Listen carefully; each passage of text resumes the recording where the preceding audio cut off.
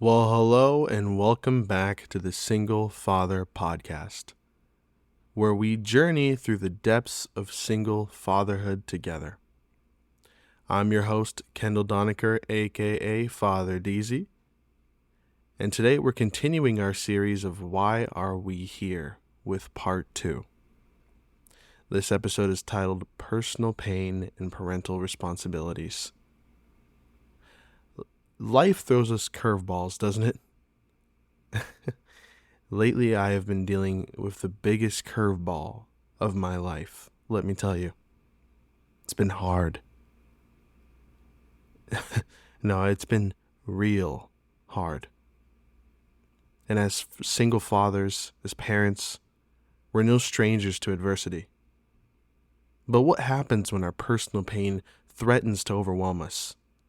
When the weight of our own struggles feels too heavy to bear, and yet we must still stand strong for our children? Well, today we're going to explore that. And maybe we'll explore a little bit about ourselves in the process.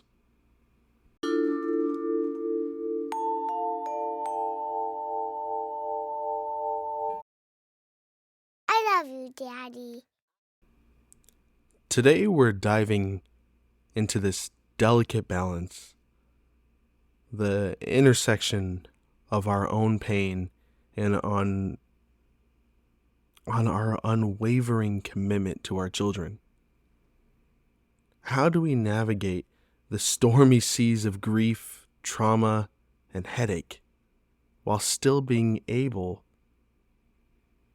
to be stable enough to have a loving presence our children can rely on? I gotta tell you, the first step in this journey is acknowledging your own pain. It's okay to admit that we're hurting, that we're struggling to stay afloat in this midst of life's challenges. But what's important is how we choose to respond to that pain.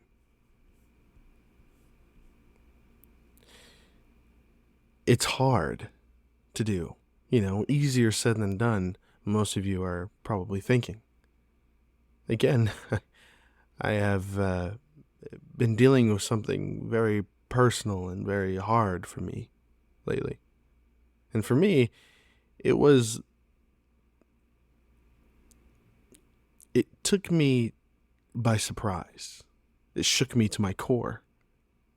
But in the midst of my pain, I realized that I couldn't let it consume me.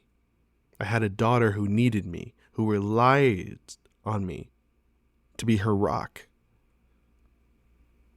So I learned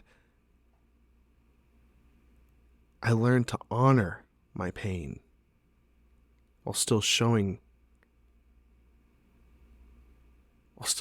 up for her, And when I mean by honor my pain, is I want to acknowledge it. I want to treat it with respect. Because you don't want to just brush off your pain. No, you don't want to do that.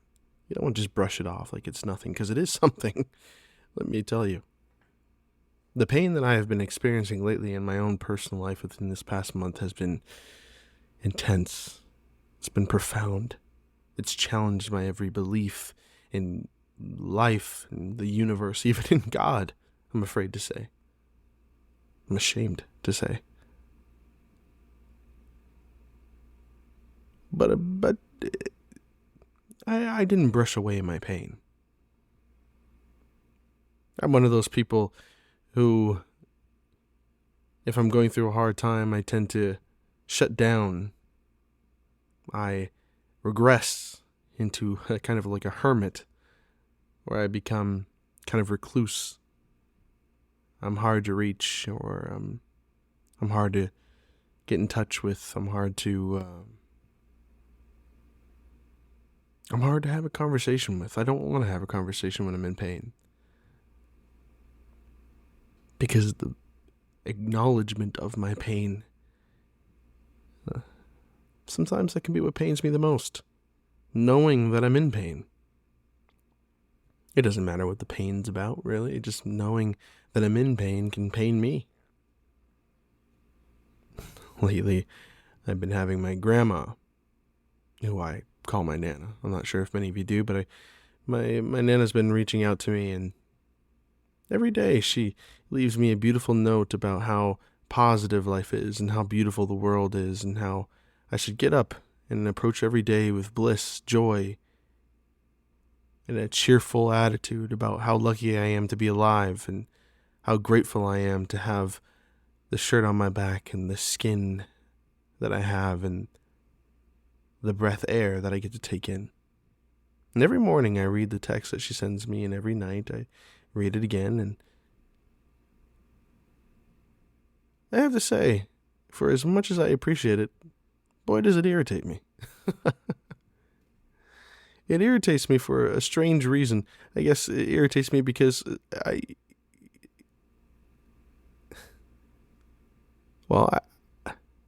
guess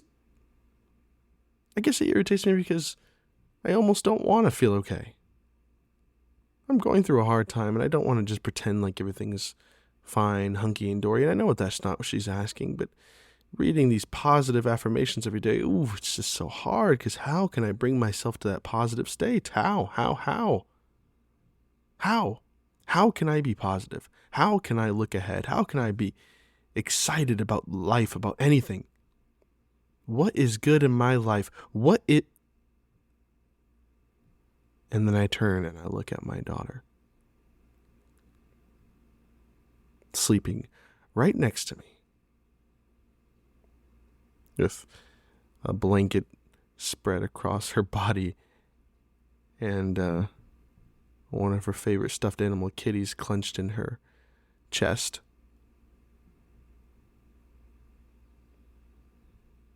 The innocence, the beauty on her face. I realized at that moment, that's how I can move forward. That's how I believe in a better tomorrow, because she is my better tomorrow.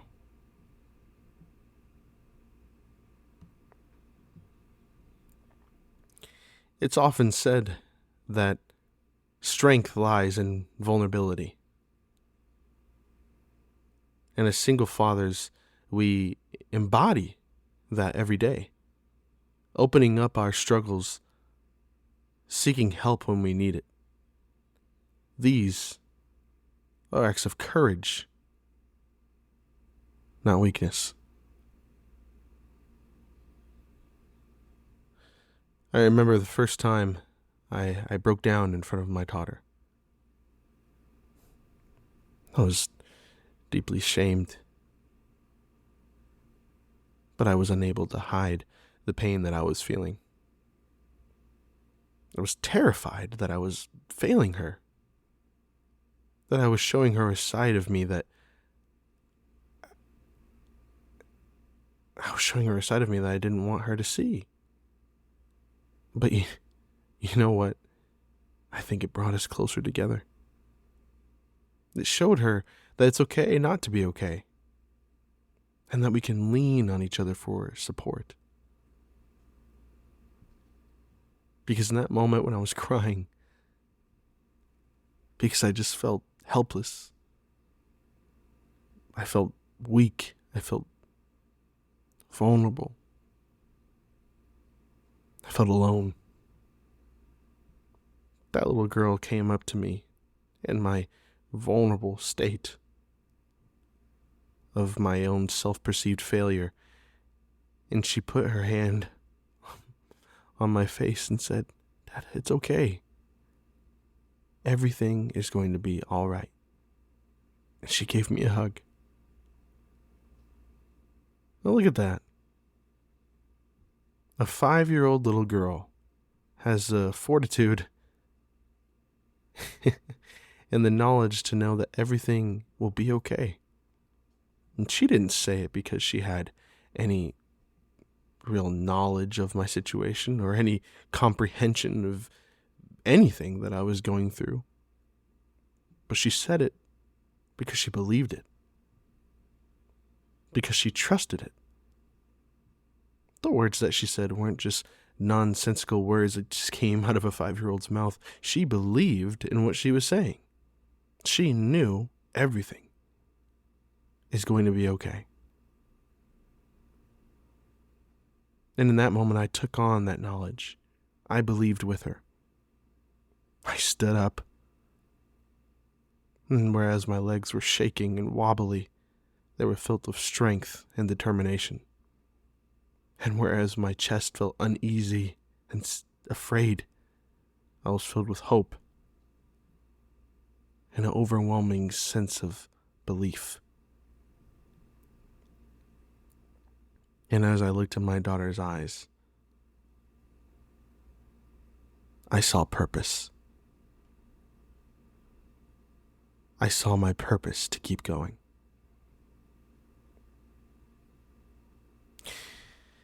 I notice in times like these, it can feel strange to rely on your kids for strength, but isn't that what we do every single day? Rely on our children to get us out of bed in the morning? Isn't that our reason why? Why we don't just let things lapse, why we keep going, why we don't just accept failure, why we keep pushing through the pain, through the hurt, why we get through every obstacle, why we push through every mountain. Isn't it for our children? I mean, listen, I know it's for ourselves in a grander scheme of it all, but isn't it for the things that we love, the things that we find purpose in? I mean, if we didn't find purpose in anything, is anything worth purpose?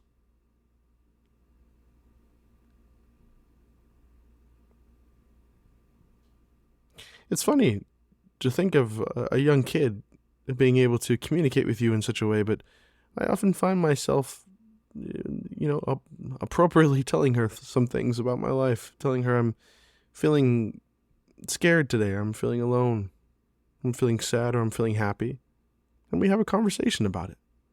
I mean, and as much of a conversation as you can have with a 5-year-old without giving them any real context to what you're going through, but it's beautiful in a way. We talk, and she, in her own little way, gives me advice, and I like that. We share something with each other. We share a bond, a sense of trust,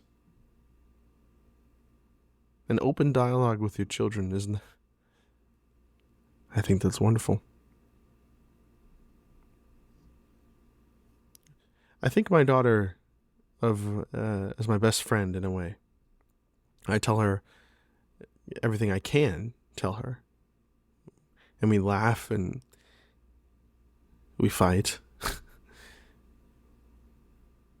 But at the end of the day, she knows that I'm always there for her, and I know that she is always so close to me. You know, as single fathers, as parents, we often put our children's needs before our own. But it's crucial to remember that we can't pour from an empty cup. Taking care of ourselves isn't selfish. It's necessary for our well-being and our ability to be there for our children. I don't know how many of you have been on a plane recently, but if you actually pay attention to the beginning of the plane, they say when the little, the air, things, the things that make you breathe, when they come down from the plane in case of an emergency, they say, I'm sure you're familiar with what they say to take care of yourself first before you help the children or the people around you. And what that really means is make sure that you can breathe first before you can help someone else breathe. And I really want you to think about that just for a moment. When things are going crazy, when you feel the burden of a storm all around you, when chaos is around you, you have to make sure that you can breathe before you help anyone else around you. How can you help someone else breathe when you're not breathing? You have to make sure that you're not drowning in order to pick somebody else up.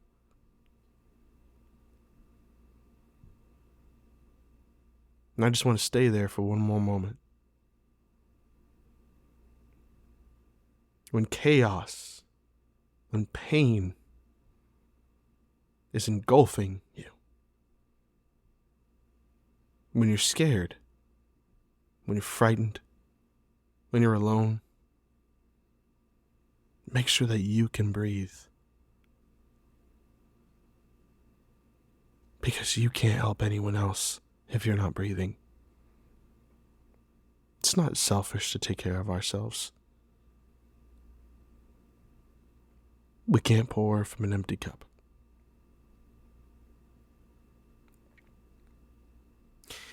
So whether it's, carving out time for hobbies or seeking therapy or simply allowing ourselves moments of rest and reflection, self-care, it's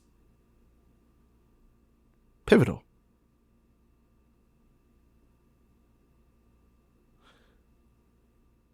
It's part of our journey as fathers.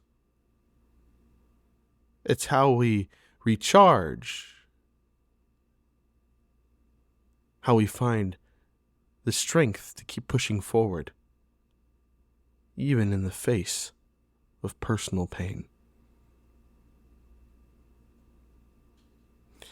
When I find myself in a chaotic state and things are going negatively in my life, as I admit recently they have been, I find that it's helpful to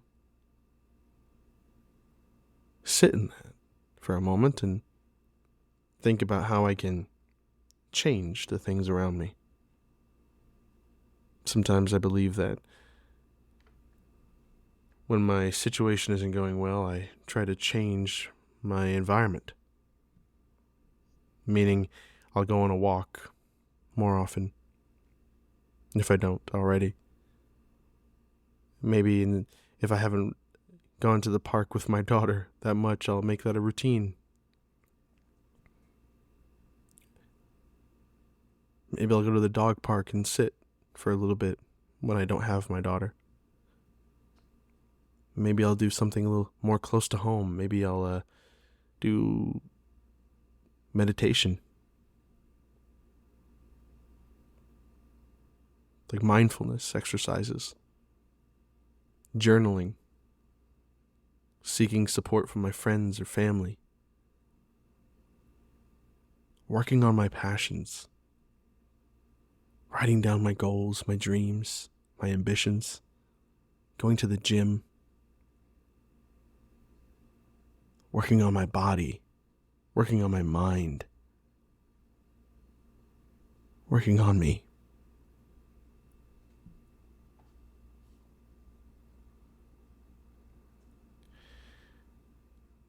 I want to talk about the power of support and connection. As single fathers, we don't have to navigate our struggle alone. Whether it's leaning on friends and family, joining support groups, or seeking professional help, there is strength in reaching out. I found a lot of peace in connecting with others, like other fathers or the people in my position who understand my unique challenges that I face. I like sharing my stories, my triumphs, and my setbacks.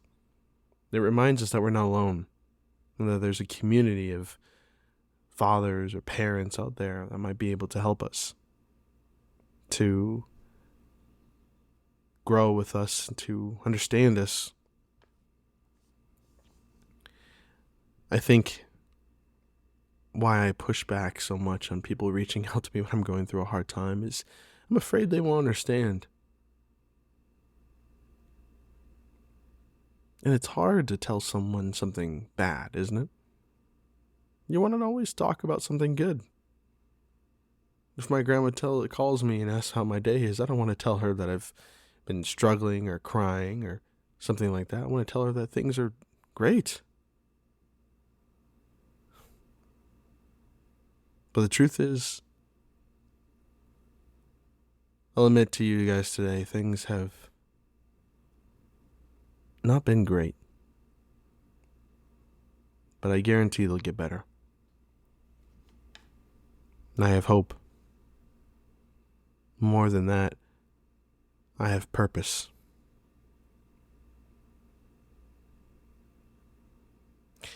All of my pain this month kind of stems from some bad news that I learned earlier in the month. I was driving to the grocery store as happy as can be, and then the moment I parked, I get a call, and boom, bad news arrived. And when I hung up the phone, I laid still for a moment, paralyzed in my own disbelief and depression. And as I stayed there, staring off into space, I was truly paralyzed. I saw my hand shaking, and I wasn't able to get myself out of it. It must have been only for a few moments, but watching my hand shake, it felt like an eternity.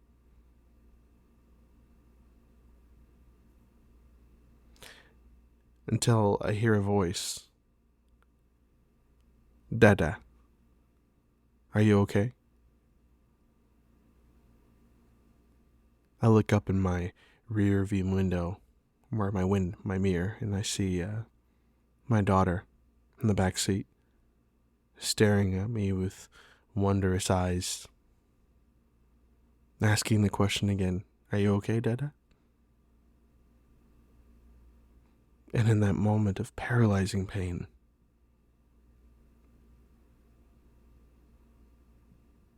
I regained control of my hand. I turned back, and I smiled at her, and I said, everything's perfect, beautiful girl. And I looked at her. I looked at her beautiful eyes. And it's funny, because in that moment when I said everything is perfect, when I looked at her, I meant it.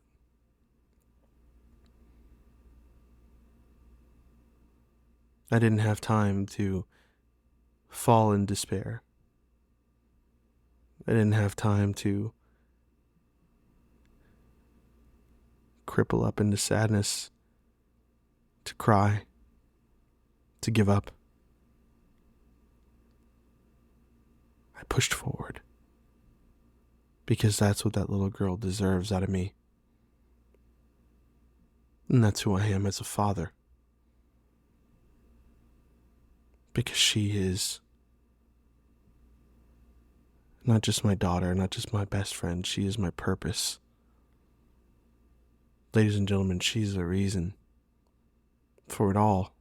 And I know a lot of you must feel that way.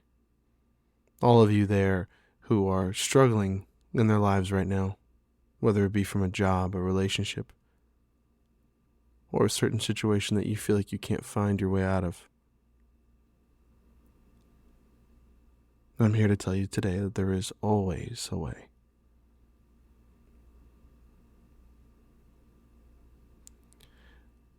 I'm not sure if any of you who are religious, but I remember this song I used to hear.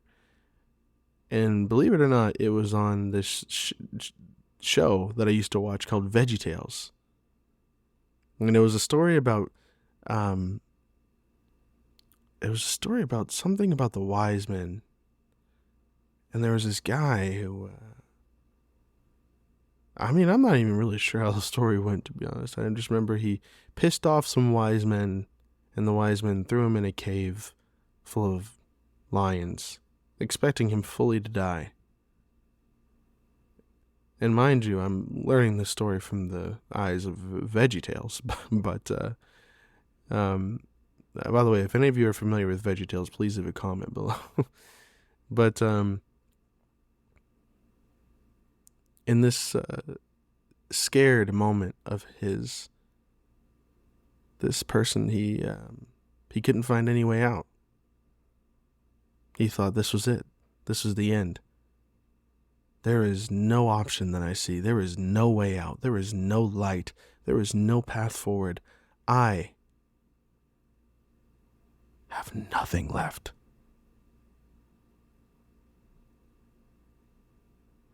And then this angelic woman comes down and she sings, "You're not alone. There is one who is watching you, and God is his name. And although it seems this time you won't get through, God has made a way." And as this person, who I just remembered his name is Daniel in the lion's den, as Daniel sits there in this lion den full of danger all around him, surrounded by fear, surrounded by a storm around him, he remembers that there is always calm within the storm. And he sits down. And in the morning, as the light shines through the sky, everyone comes to see Daniel, knowing that he probably got ripped to shreds by the group of lions that were placed around him. And to their surprise, Daniel called out to them in the morning, unscathed,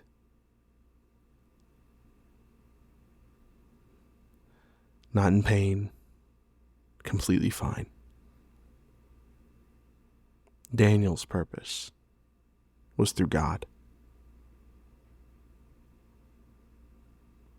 It was through belief. He believed that things would be okay, even when he could not see a way out.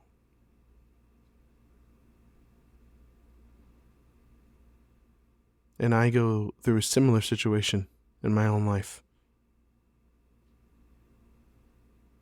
I do not know the way out of certain situations, but I do know that when I look in my daughter's eyes, I know that there is a way, and that if I haven't found it,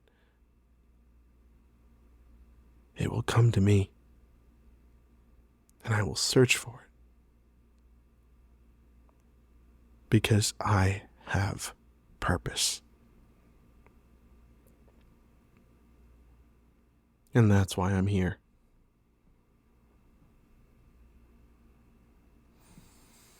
For that little girl, huh?